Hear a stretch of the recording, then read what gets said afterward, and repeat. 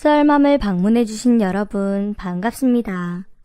오늘의 사연은 조강지처인 나를 버리고 상간녀와 살림 차린 남편과 호텔에서 재회하게 되는데 잊지 못할 뜨거운 맛을 보여줬습니다. 라는 내용의 사연인데요. 그럼 오늘의 사연 읽겠습니다. 안녕하세요. 전주에 살고 있는 50대 여자입니다. 저는 몇 년 전 이혼을 한 아픔이 있는데요. 오늘 그 이야기를 들려드리고 싶어 사연을 신청합니다. 저에겐 두 딸이 있습니다. 그리고 딸아이들은 벌써 대학을 졸업하고 사회로 발돋움하는 중이고요. 저희 부모님과 주변 지인들은 저를 보고 인생이 기구하다고들 하시는데 저는 지금 순간이 너무 행복하네요. 그럼 왜 사람들이 저더러 불쌍하고 기구하다고 했는지 제 사연을 들려드리도록 하겠습니다. 남편과 저는 선을 보고 만난 사이였어요. 둘 다 평범한 집안이었는데 남편 직업이 의사라 제가 많이 모자랐네요. 저는 중소기업에 다니는 평범한 회사원이었거든요. 그런데 남편이 신부감을 고를 때 제 사진을 보고 마음에 쏙 들었다며 결국 인연이 되었습니다. 그이는 저의 조용하고 차분한 성격이 마음에 든다고 했어요. 그래서인지 만난 지 한 달 만에 저에게 프로포즈를 하더라고요. 승희씨, 우리가 만난 지 어느덧 한 달이라는 시간이 지났네요. 저는 이 정도 만났으면 결혼해도 좋다고 생각합니다. 우리 빨리 결혼해서 연인처럼 지내는 건 어떨까요? 쑥스럽고 민망했던 저는 솔직한 마음을 전했어요. 저도 진무씨가 좋아요. 그런데 확신이 서지는 않아요. 당신이 저를 끝까지 사랑해줄지 모르겠어요. 그러자 그이는 약속할게요. 제 모든 걸 승미씨한테 바칠게요. 그러니 우리 결혼합시다. 라고 대답했습니다. 그렇게 저희는 만난 지 2달 만에 부부가 되었고 남부러울 것 하나 없는 신혼생활을 보냈답니다. 남편은 하루도 절 가만히 놔두지 않았어요. 매일 사랑한다는 말과 입맞춤은 제가 스스로 살아있다고 느끼게 만들어줬고 운명의 짝을 만났다는 마음도 들어 삶 자체가 너무 행복했죠. 그리고 결혼 이듬해엔 딸을 낳게 되었어요. 그 순간은 정말이지 어떤 말로도 형용할 수 없을 만큼 행복했답니다. 다음에 둘째 딸을 낳았을 때도 마찬가지였고요. 제 남편은 엄청난 딸바보였습니다. 저녁 시간에 2딸을 재우고 나면 안방으로 돌아와야 할 남편은 딸들과 함께 잠들곤 했어요. 저에 대한 사랑이 모두 딸들에게 넘어간 것 같아 조금 서운하긴 했지만 자기 자식을 사랑하는 남편이 멋지게 보였답니다. 그렇게 시간은 흐르고 아이들이 중학교에 들어가게 되었을 때였습니다. 그런데 시간이 흐른 만큼 사람 마음도 변하더라고요. 남편이 저를 평생 보듬어주고 사랑해줄 거라 믿었었는데 그런 일은 일어나지 않았어요. 시간이 흐를수록 남편과의 부부관계는 썩 좋지 않았습니다. 솔직히 말하자면 제가 유혹을 해도 남편은 등을 돌리고 짜증을 내며 잠을 잤어요. 그렇게 몇 년을 지내고 나니 저도 더는 남편과의 잠자리를 원하지 않게 되었고 우리는 5년을 넘게 등을 돌리고 자는 부부 사이가 되었습니다. 게다가 딸바보였던 남편은 어느새 무뚝뚝한 아빠가 되어 있었어요. 딸들에게 사소한 것까지 신경 쓰던 남편이 언제부터인진 모르겠지만 딸들에게 관심을 가지지 않았답니다. 마음이 변한 남편을 두고 보자니 제 마음은 너무 답답했습니다. 그래서 저는 친한 친구들에게 고민을 털어놓았어요. 그런데 친구들은 뭐가 문제냐고 대답을 하더라고요. 처음에나 불같은 사랑을 하는 거지 시간이 지나면 남보다 못한 게 부부 사이라며 변화를 주는 것보다 그냥 조용히 서로를 괴롭히지 않고 사는 게 최선이라고 말하더군요. 자식 또한 어릴 때나 예뻐하지 숙녀가 다 됐는데 관심이 멀어지는 건 어떤 아빠라도 마찬가지라고 했고요. 그래서 저는 친구들의 말처럼 세상 사람들 대부분 이러고 사니 무슨 걱정일까 싶었죠. 의사 남편이 벌어다주는 돈으로 편하게 사는 저는 다른 아내들보다 낫지 않을까 라는 마음도 들었네요. 그렇게 저는 남편이 선을 그을 때마다 그 선을 넘지 않았습니다. 남들처럼 살기로 마음먹은 거였죠. 하지만 남들처럼 살던 조용한 저희 가정에 날벼락 같은 일이 찾아오고 말았어요. 큰 병원에서 일하는 남편이 하루가 멀다 하고 외박을 하기 시작한 것이죠. 처음에는 당직이라는 남편의 말을 고지고대로 믿었는데 저의 의심은 점점 커져만 갔습니다. 그리고 며칠 뒤 남편은 여느 때처럼 병원에서 밤을 샌다며 집에 못 들어온다고 하더군요. 그런데 그날은 제가 너무 곰같이 가만히 있는 것 같다는 생각이 들어서 남편이 솔직하게 말한 건지 확인하러 남편의 병원을 찾아갔어요. 그런데 남편이 있어야 할 자리에는 다른 의사 선생님이 계셨답니다. 저 선생님, 저 박진무 선생님 아내 되는 사람인데요. 그이는 어디 갔나요? 박 선생이요? 진작에 퇴근했죠. 그리고 남편의 동료 의사 선생님은 제 남편은 당직을 잘 서지 않는다고 말했어요. 교수까지 올라간 의사가 당직을 이렇게 자주 서겠냐고 말하더군요. 그 말을 듣는 순간 가슴이 철렁하며 두 다리를 떨었습니다.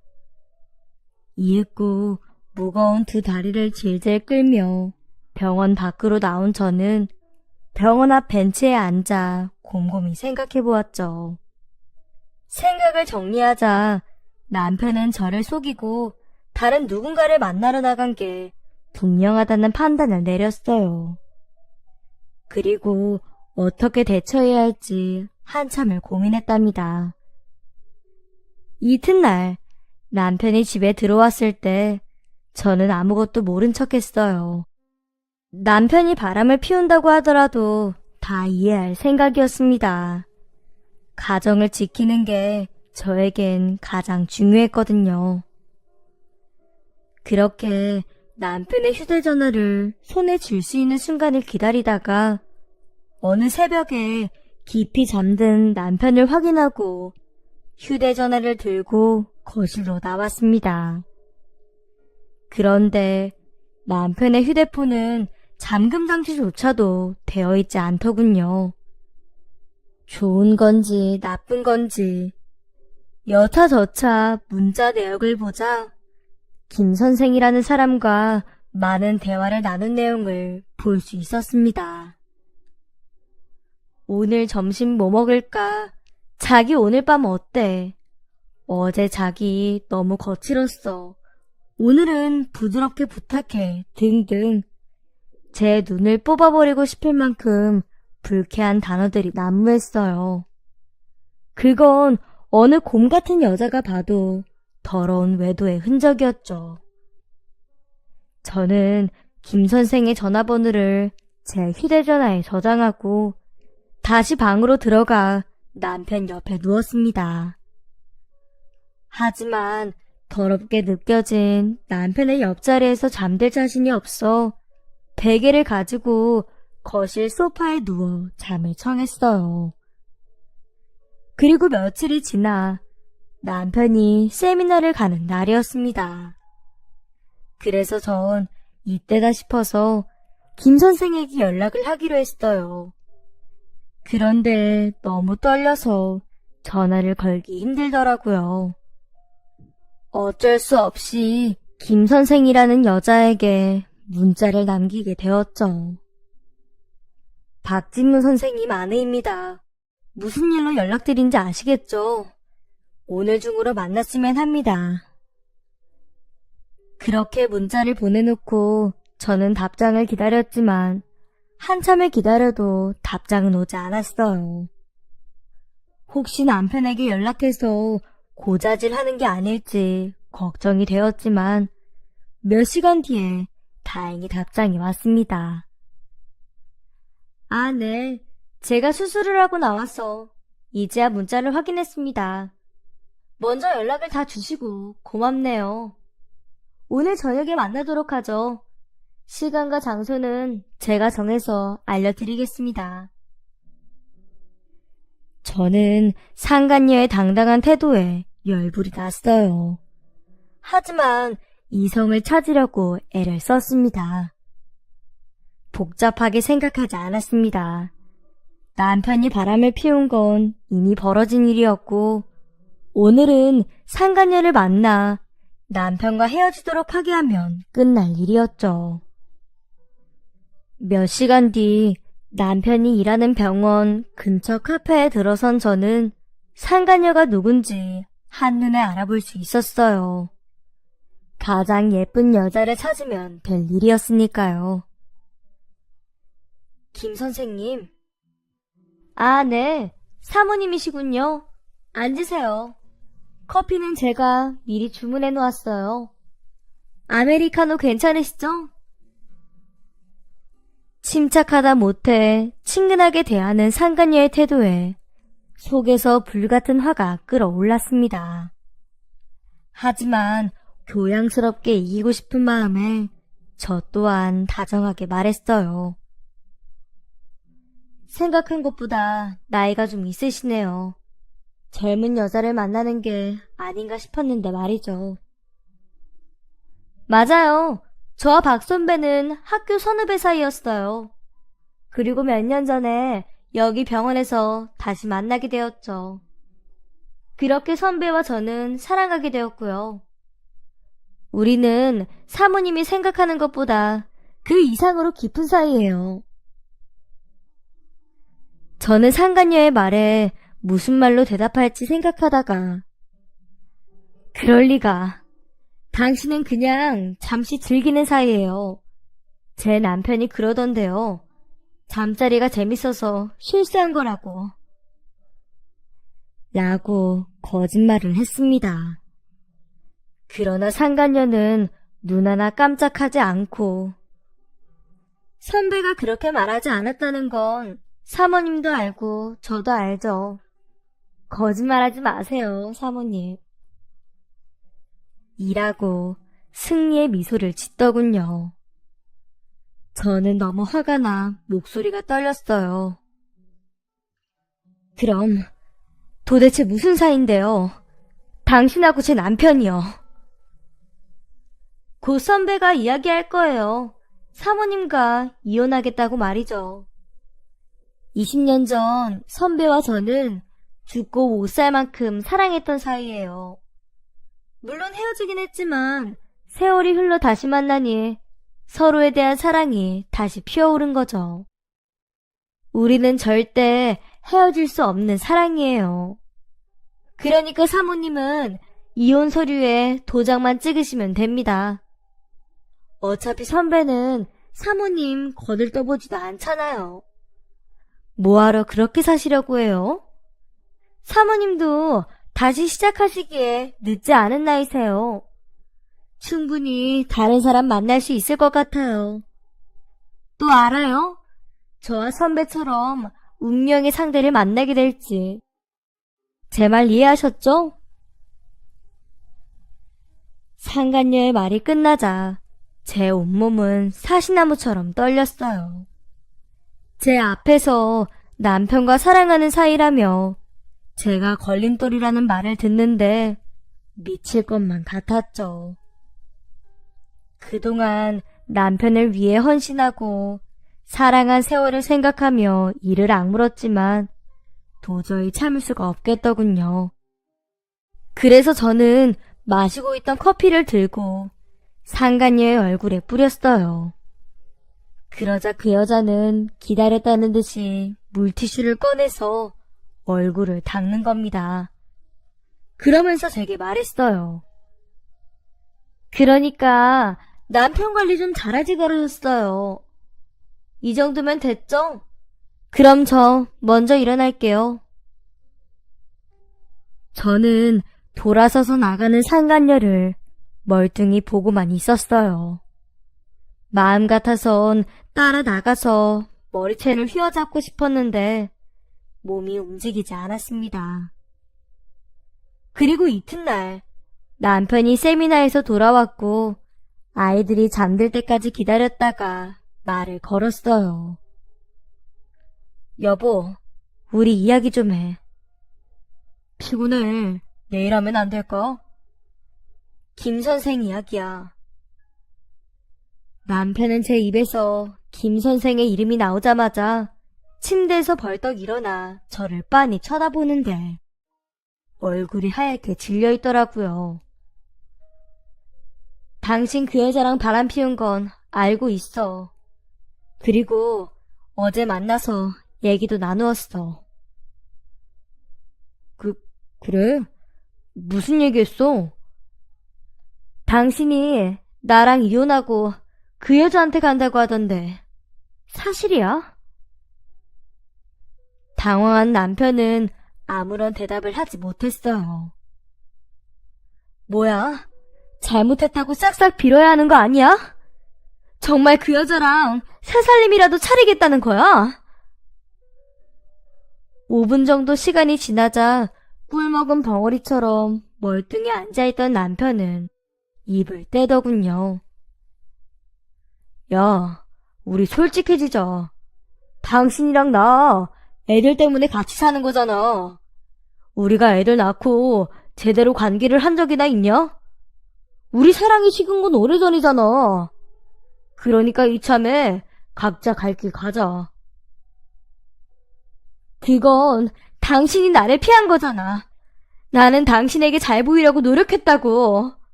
난 당신을 사랑하고 있단 말이야. 당신 나한테 프로포즈한 날 기억 안 나? 모든 걸 바쳐서 사랑하겠다며. 왜 그 약속 지키지 않는 거야? 난 그 순간을 아직도 또렷이 기억한단 말이야. 그런데 이게 뭐야? 당신은 날 처참히 짓밟았어. 정말 가슴이 아파 미치겠다고. 남편에게 언성을 높인 저는 다시 이성을 찾아 말을 이었습니다. 지금 당신이 그 여자한테 빠져서 모르겠지만 난 변한 적 없어. 여전히 당신을 사랑한다고. 내가 당신을 이해하겠다잖아. 제발 정신 좀 차려. 그러자 남편은 날카롭게 눈을 뜨고 저를 위아래로 훑어보며 말했습니다. 야, 거울 좀 봐라. 누가 너랑 침대에 눕고 싶겠냐? 지금껏 잘난 남편 덕분에 이 정도 먹고 살았으면 만족해야지. 그러니까 이제 그만 각자 갈 길 가자. 그동안 참아왔는데 당신이랑 한 침대에서 자는 거 역겨워. 그리고 사랑? 참, 당신은 아직도 옛날 기억에 갇혀 사는 거야. 사람은 누구나 변해. 그게 자연의 섭리라고. 당신은 나 안 미워? 정 떨어지지 않냐고. 거머리처럼 달라붙지 말고 이제 그만 떨어져 주라. 뭐? 거머리? 내가 당신한테 그런 존재였구나. 그동안 어떻게 참았어? 내가 그렇게 역겨웠으면 진작 말을 하지. 그럼 더 빨리 자유로웠을 거 아니야. 나라고 그러기 싫었겠냐? 애들 때문에 억지로 참은 거지. 이제 애들도 다 아는 나이가 됐으니까 우리 이쯤에서 쪽내자. 분노에 가득 찬 저는 남편에게 뺨을 날리려고 손을 들었어요. 하지만 남편의 굵직한 팔뚝이 제 손을 막아냈고 되려 제가 뺨을 맞고 말았습니다. 그 순간 딸아이들이 안방으로 들어와 저를 감싸 안았어요. 그리고 눈에 불을 켜고 남편에게 화를 내더군요. 큰딸이 말했습니다. 아빠가 뭔데 엄마를 때려. 바람 피우는 것도 모자라. 이게 뭐하는 짓이냐고. 정말 불결해. 그러자 남편은 어디서 눈을 부라려? 니들이 먹고 자고 입고 쓰는 돈이 누가 주는 건지 알고 가보는 거야? 도대체 애들 골고루 어떻게 했길래 애들이 이 모양이야? 재수 없으려니까. 긴 말할 거 없어. 적당히 위자료 챙겨줄 테니까 당신이 애들 데리고 살아. 이번 주 안으로 이혼 서류에 도장 찍고 법원에서 봐. 라고 말을 했어요. 딸들은 남편과 이혼하고 셋이 새 출발하자고 했고 저도 더는 다른 여자에 미쳐있는 남자와 한 집에서 살고 싶은 마음이 없었습니다. 하지만 전 법원에 나가지 않았어요. 오만 정이 떨어진 남편을 붙잡고 싶어서가 아니라 합의 이혼을 해주게 되면 재산 분할을 제대로 못 받을 게 뻔했으니까요. 그래서 저는 변호사를 선임해 재산의 절반을 요구하는 소송을 진행하게 되었습니다. 그러자 남편은 어이가 없다며 본때를 보여주겠다고 하더군요. 그러면서 그이는 우리나라 최고 로펌의 변호사를 선임했어요. 법정 다툼이 있었지만 비싼 변호사는 확실히 다르더군요. 외도의 증거를 수집하지 못한 제 탓에 남편이 결국 승소하고 말았답니다. 결국 저는 작은 아파트와 소액의 위자료만을 받는 걸로 판결이 났어요. 그냥 남편이 준다는 위자료를 받고 끝낼 걸 하는 후회가 들었습니다. 저는 괜찮았지만 넓은 집에서 살다가 좁은 아파트로 이사하게 되어서 아이들에게 너무 미안했어요. 그래도 착하게 자라준 아이들은 되려 저를 위로했네요. 하지만 남편에게 받은 적은 위자료로는 아이들과 생활하기에 턱없이 부족했습니다. 아이들이 스스로 알바를 해나가겠다며 저를 안심시켰지만 저는 아직 학업 중에 있는 아이들에게 알바를 시키고 싶지 않았네요. 그렇게 남편의 그늘에서 벗어난 저는 직장을 구하게 되었어요.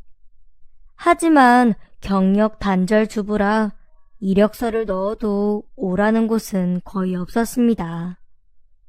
그래서 몸이 고되더라도 보수가 좋은 곳을 찾아냈죠. 그리하여 호텔 청소부로 취직하게 되었네요. 면접관은 별다른 질문을 하지 않고 일을 할 수 있냐고만 물었어요. 저야 당연히 시켜만 주면 열심히 하겠다고 대답했고요. 호텔 청소 일은 보수도 좋았고 일하는 시간도 마음에 들어 바로 일을 시작했어요. 그렇게 막상 아이들과 새로운 삶을 살아보니 꽤 재밌고 행복했습니다. 일을 하고 인정을 받고 월급을 받으니 제가 더 나은 사람이 된 것 같은 기분도 들었고요. 그렇게 평화롭게 1년이라는 시간을 열심히 살아갔어요. 이렇게 살다 보면 또 다른 기회가 찾아올지도 모른다는 착각을 하기도 했습니다. 그리고 그 착각은 현실이 되어 제 앞에 나타나게 되었네요. 그날은 어느 평일 오후의 시간이었어요. 저는 여느 날처럼 호텔 방을 돌아다니며 청소를 하고 퇴근하려는데 누군가 제 손목을 잡는 거예요. 뒤를 돌아 그 사람의 얼굴을 본 순간 저는 온몸에 소름이 돋았습니다. 그 사람은 바로 조강지처인 나를 버리고 떠났던 전 남편이었거든요. 저는 그이의 손을 뿌리치고 나가려는데 그이는 저와 잠깐 이야기를 하자며 레스토랑으로 절 데리고 갔어요. 혹시라도 애들 키우는데 고생이라며 콩고물이라도 주나 하는 생각에 일단 못 이기는 척 남편을 따라갔네요. 잘 지냈어? 애들은 어때? 잘 있어. 보면 몰라? 당신 없이도 우린 잘 살고 있어. 왜? 지금 내 꼴이 웃음니? 동정할 필요는 없으니까 할 말 있으면 빨리 하고 사라져. 상간녀와 살림 차린 남편과 무슨 할 말이 있겠어?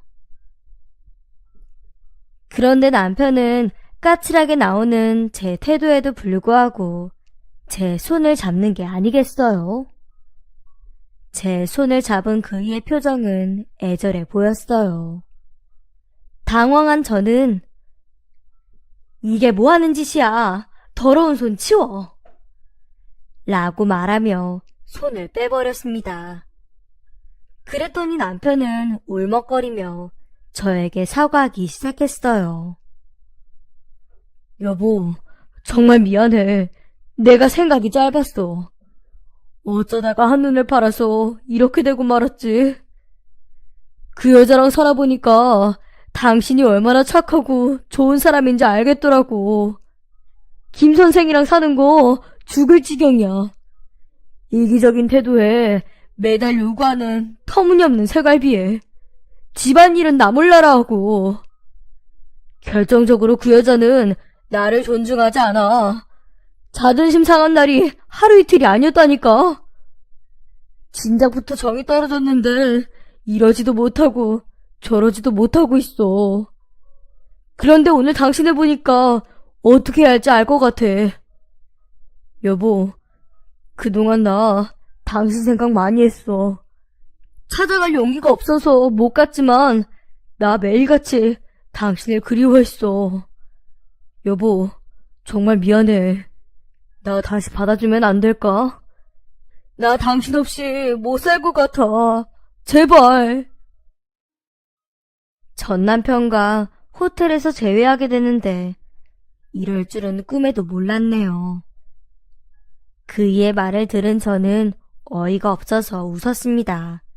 그리고 말했죠. 왜? 당신 새 마누라가 밥도 안 차려줘? 밥일도 이젠 별로야. 당신 그 여자랑 그 짓거리 하려고 나랑 이혼한 거잖아. 안 그래? 여보, 지난 일은 모두 잊어주면 안 될까? 내가 잘할게. 당신한테 모든 걸 바쳐서 사랑하며 살도록 할게. 그러니 제발 나 좀 받아주라, 응? 저는 전 남편이 용서를 구하는 모습에 머릿속으로 딸 아이들을 떠올렸어요. 그리고 어떤 선택을 해야 할지 마음에 확신이 섰답니다. 그 여자랑은 이혼 얘기라도 했어? 아니, 아직. 그런데 당신만 날 받아준다면 당장 이혼 도장 찍고 올게. 정말이야. 그래, 도장 찍고 와. 나도 당신하고 다시 합치는 거 괜찮은 생각 같아. 아이들을 위해서라도 당신이 돌아온다면 받아줄 의향이 있어. 그러니까 빨리 돌아와. 오래 못 기다려. 정말? 당신도 나랑 같은 마음이었다니. 역시 우린 천생연분이 분명해. 내가 그 불려오는 빠른 시일 내로 떨궈버릴게. 그이의 들뜬 목소리를 듣는데 너무 역겨웠어요. 하지만 저는 꾹 참고 남편에게 다시 말했죠. 당신이 그 여자랑 이혼하고 온다고 해서 무조건 받아주는 건 아니야. 당신 재산의 반을 넘겨줘. 그리고 아파트도 내 명의로 한 채 해주고. 나 당신이랑 상간녀가 살던 집에 들어갈 생각은 추호도 없어. 그렇다고 나와 아이들이 사는 좁은 집에서 우리가 다시 시작하기도 그렇잖아. 우리 딸들이 좁은 집에서 지내는 거 당신도 마음에 걸렸지? 아파트라면 요즘 신축 아파트 많으니까 좋은 곳으로 이사하면 되지. 그런데 재산의 절반을 달라고? 우리 다시 합치면 어차피 내 돈이 당신 돈이 되는 건데 그렇게 해야겠어. 제 요구를 흐지부지 넘어가려는 남편에게 다시 말했습니다. 그렇게 해야겠어. 당신이 나중에 또 바람이라도 나면 어쩌려고? 난 확실한 게 좋아. 나와 애들하고 다시 시작하고 싶으면 그 정도는 감수해야 해. 제 화건의 남편은 그래. 당신이 원하는 거 다 들어줄게. 라고 말하며 제 손을 덥석 잡았습니다. 더러운 감정이 올라왔지만 마음을 비우고 그에게 제 손을 내주었네요. 그리고 며칠 뒤 전 남편은 저에게 아파트를 사주겠다며 함께 부동산으로 가게 되었고 몇 시간 동안 집을 구경하다가 마음에 드는 새 아파트를 매입하게 되었어요.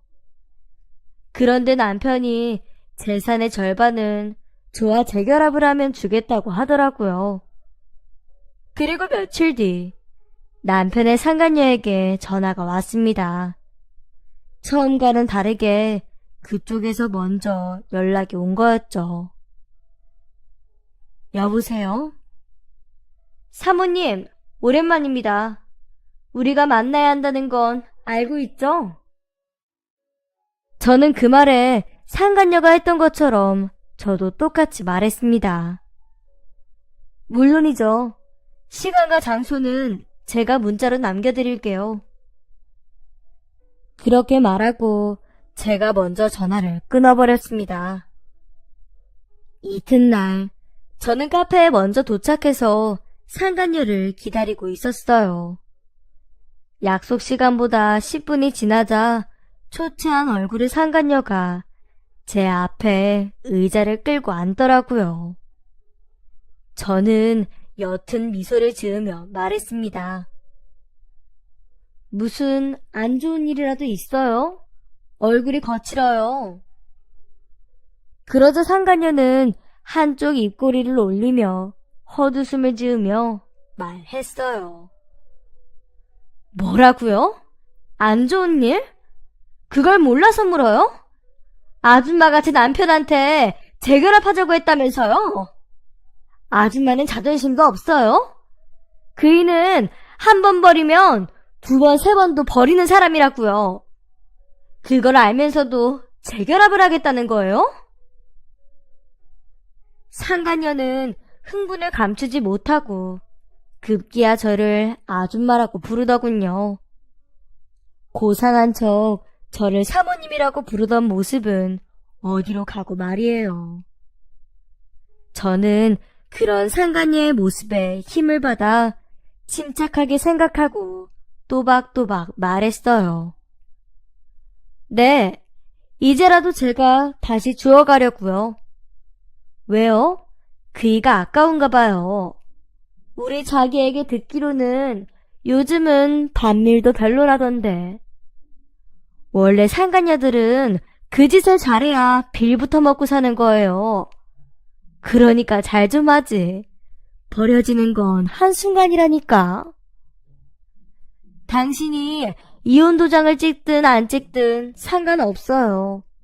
난 그이하고 다시 합칠 생각이니까요. 그러자 상간녀는 제 말에 분노하며 제 얼굴에 커피를 쏟았어요. 하지만 저는 아랑곳하지 않고 준비해온 물티슈를 꺼내 얼굴을 닦으며 그러게 남편 관리 좀 잘하지 그러셨어요. 이 정도면 됐죠? 이만 갈게요. 라고 말하고 카페로 나왔답니다. 그 순간 너무 통쾌했어요. 상간녀가 저에게 주었던 모욕을 고스란히 돌려주었으니 말이에요.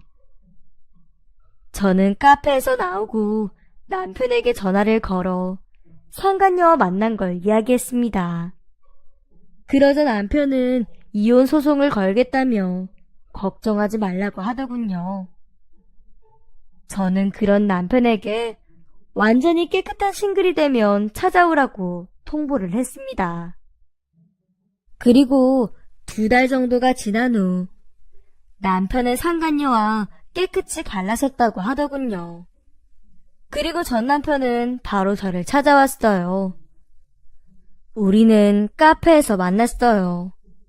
그날 남편은 왜 아직도 이사를 하지 않았냐고 물었고 저는 지금 딸아이들의 시험 기간이라 나중에 할 거라고 대답했습니다.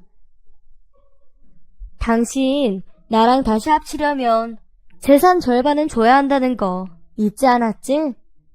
그 돈 지금 좀 줬으면 하는데. 지금? 한두 푼도 아니고 그 큰 돈을 한꺼번에? 뭐야? 나랑 합치고 싶다더니 돈은 아까운가 보지? 내가 당신을 받아주는 조건은 당신의 재산이야. 그게 아까우면 그 불려우한테 다시 돌아가든가. 그러자 전 남편은 아니야. 당장 줄게. 은행 다녀올 테니까 여기서 기다려. 라고 말하고 뛰쳐나갔습니다. 그리고 2시간 뒤 제 통장에는 엄청난 목돈이 들어왔답니다. 저는 그 순간 딸아이들과 고속버스를 타고 있었어요. 전 남편이 상간녀와 이혼 소송 중일 때 남편이 사준 아파트를 되팔고 다른 지역에 집을 사두었거든요. 게다가 이제는 목돈도 생겼으니 저와 딸들은 더 좋은 곳으로 떠나게 된 거지요.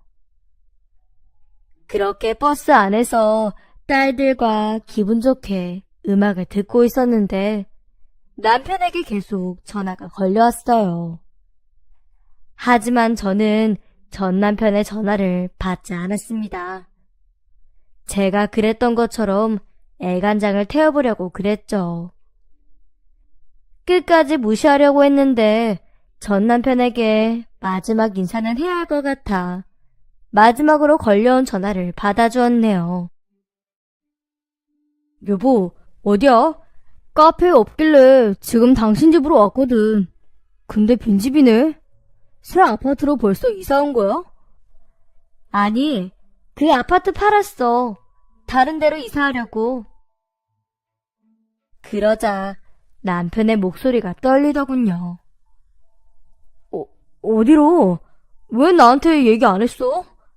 이사를 가더라도 내가 일하는 병원에서 가까운 데로 가야지. 어디로 가는 건데? 어떡하지? 당신이 일하는 병원이랑 한참 먼 데로 가는데. 기왕 이렇게 된 거 당신 혼자 잘 살아. 무슨 말이야? 혼자라니.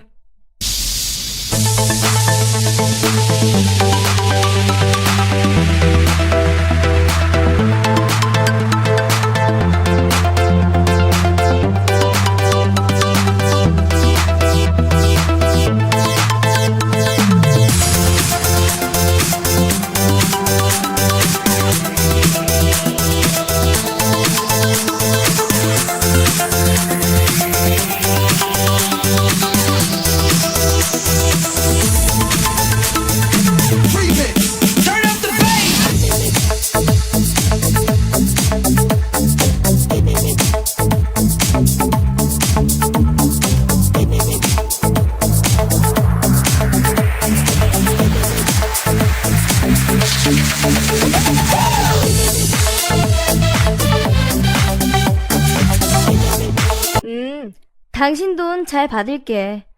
지금까지 못 줬던 아이들 용돈, 앞으로 줄 용돈 한꺼번에 줬다고 생각해. 뭐야, 당신 나 가지고 논 거야? 그럼 미쳤다고 내가 당신이랑 합치냐? 이 천벌 받을 놈아. 평생 지금처럼 쓰레기로 살아. 그제야 진실을 알게 된 전 남편은 울먹거리며 여보, 제발 돌아와. 난 당신 없으면 못 살아. 아이들도 너무 보고 싶어. 날 미워해도 좋으니까 다시 받아줘. 내가 일하는 병원 근처가 아니어도 좋아. 내가 당신 있는 곳으로 가서 다른 병원에 가면 되지. 그러니까 지금 어디로 가는지 알려줘 제발. 이라고 말했어요. 그래서 전 남편의 호소에 당신이랑 나 각자 갈 길 가자. 기억 안 나? 당신이 나한테 했던 말이잖아. 그러니까 앞으로도 각자 갈 길 가자. 돈은 잘 쓸게. 그리고 거머리처럼 들러붙을 생각 말고 조용히 떨어져. 나랑 아이들 찾을 생각 말고. 라고 소리치고 전화를 끊어버렸네요. 그렇게 전 남편에게 잊지 못할 뜨거운 맛을 보여줬습니다. 저희가 버스를 타고 도착한 곳은 전주였습니다. 저희 세 식구는 맛있는 전주 비빔밥을 먹고 이사한 집으로 향했어요. 짐 정리를 다 하고 저와 아이들은 축하 파티를 열었습니다. 딸아이들도 제가 무슨 작전을 펼쳤는지 알고 있었거든요. 두 딸은 저에게 아주 잘했다며 자랑스럽다고 했어요. 아이들은 전 남편이 너무 미워서 어떻게 복수할지 생각만 했었는데 제가 나서서 전 남편을 무너뜨리자 통쾌하고 기쁘다며 노래를 부르더라고요. 그리고 제가 전주로 이사 온 이유는 여기가 제 고향이기 때문이에요. 친정 부모님도 여기서 살고 계셨거든요. 이튿날 저는 딸들을 데리고 친정집을 찾아갔어요. 그동안 찾아뵙지 못했던 이유를 설명하고 통쾌한 복수까지 들려드렸죠. 부모님은 어떤 결과든지 제가 행복하기만 하면 됐다고 하시더군요. 그리고 전 남편을 더는 미워하지 말라고 하셨어요. 그 이유는 미워할 가치가 없으니 기억에서 완전히 지워버리는 게 제 정신에 이롭다는 거였네요. 그리고 말끝에서는 다른 남자를 만나보라고 부추기셨네요. 옆에서 듣고 있던 딸들도 제가 아직 젊으니 좋은 사람이 생기면 얼마든지 만나라고 말해줬고요. 그렇게 전주로 이사한 저와 딸들은 주말만 되면 친정집을 찾아갔답니다. 그리고 얼마 뒤 부모님과 딸들의 말처럼 저에게도 새로운 사랑이 찾아왔어요. 그 사람도 이혼의 아픔이 있는 사람이었습니다. 저희는 동네에서 자주 마주치다가 인연이 되었답니다. 하지만 저도 그 남자도 결혼은 원하지 않았어요. 예쁘고 아름다운 사랑을 키워가는 연인으로만 지내기로 했답니다. 게다가 저희 딸들과 제 남자친구의 딸이 친해져서 자주 왕래하는 사이가 되었네요. 꼭 결혼을 하지 않더라도 충분히 행복하고 재밌는 날들이 많더라고요. 그리고 얼마 전 남편의 소식을 듣게 되었어요.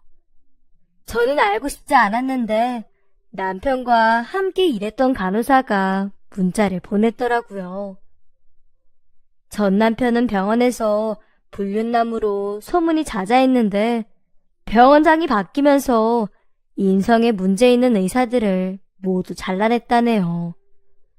게다가 새로운 병원장이 다른 병원에도 이 사실을 알려서 전 남편이 다른 병원에서 일을 못하도록 매장을 시켰다는 겁니다.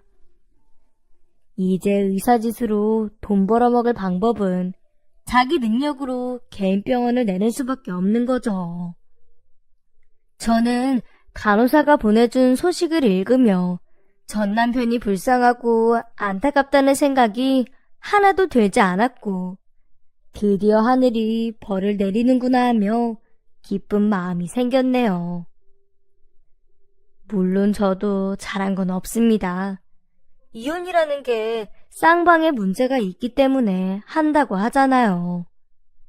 그래서 앞으로는 곰처럼 살지 않고 적당히 여우처럼 살아가려고 합니다. 그 마음으로 지금 남자친구에게도 밀당을 하고 있으니 잘하고 있는 게 맞겠죠? 지금 글을 쓰는 이 순간 저희 세 식구는 행복한 삶을 살고 있네요. 아마 제 평생 중 요즘이 가장 행복한 것 같답니다. 여유롭게 시간을 보내고 사랑하는 사람과 함께 하기도 하면서 말이죠. 지금까지 배신과 복수에 대한 저의 이야기였습니다. 들어주셔서 고맙습니다. 모두 안녕히 계세요.